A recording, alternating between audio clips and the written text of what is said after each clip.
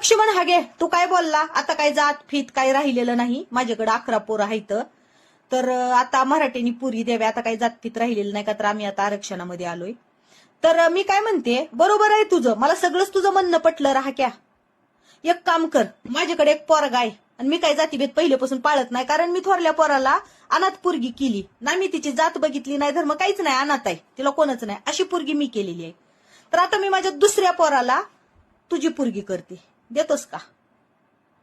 आणि ती पण फुकटामध्ये, कारण तूच लोकांचा खाऊन खाऊन मोठा झाला, तू काय देणार नाहीस ना. त्याच्यामुळं फुकटामध्ये तुझी पोरगी करते, राणीसारखी मी माझ्या घरात सांभाळते. देतोस का तुझी पोरगी? चल, रेडी आहे मी माझ्या पोराला. चल, नाही पाळत जात भेद, काय मी पाळतच नाही.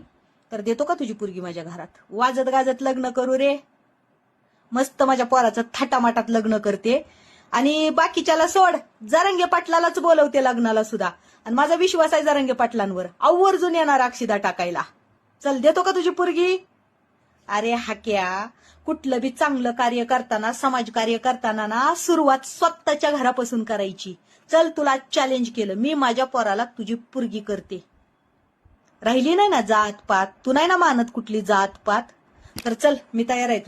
तुझी राहू दे, तुझ्या भावाची असेल चालेल, तुझ्या बहिणीची असेल चालेल, कुणाची बी तुझ्या खानदानातली पोरगी दे माझ्या घरात.